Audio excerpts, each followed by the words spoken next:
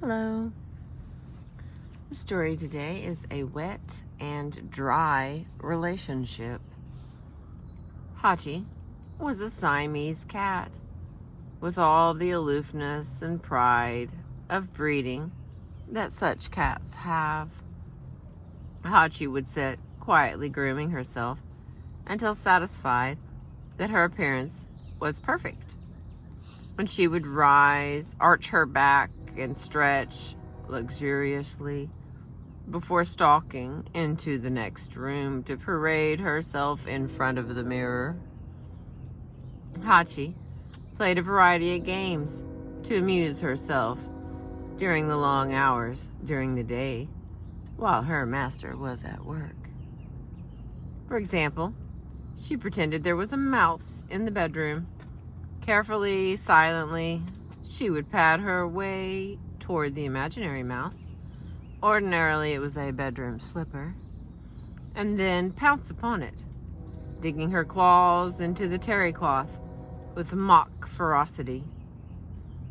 In that elegant apartment building, no mouse had appeared for years, but it was fun to pretend.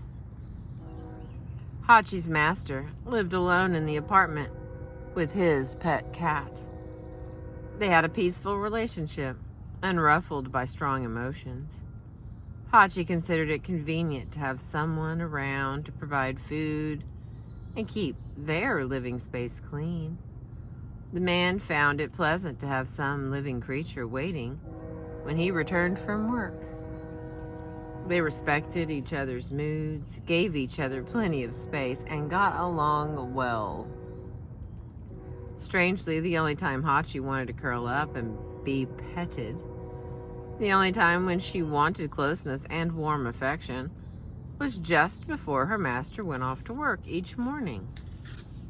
Then Hachi would rub herself against his trousers, purr and stretch, and try to look available and adorable.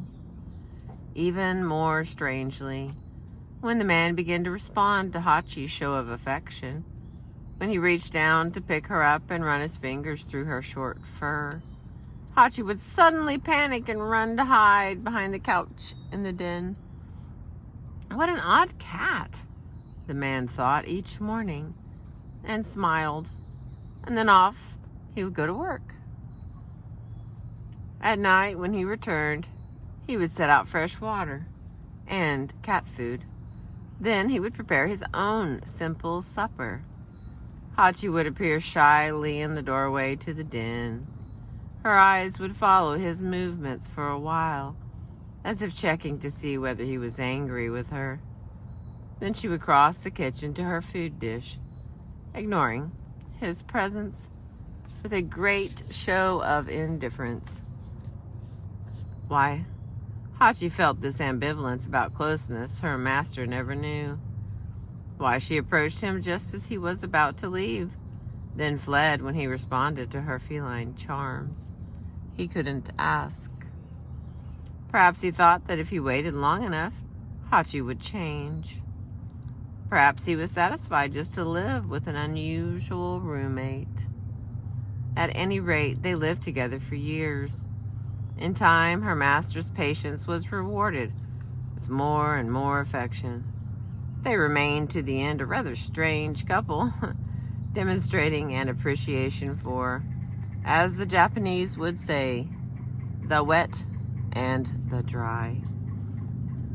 The life of this couple proceeded smoothly and harmoniously because of mutual acceptance, which goes beyond tolerance, mutual service, and the ability to wait.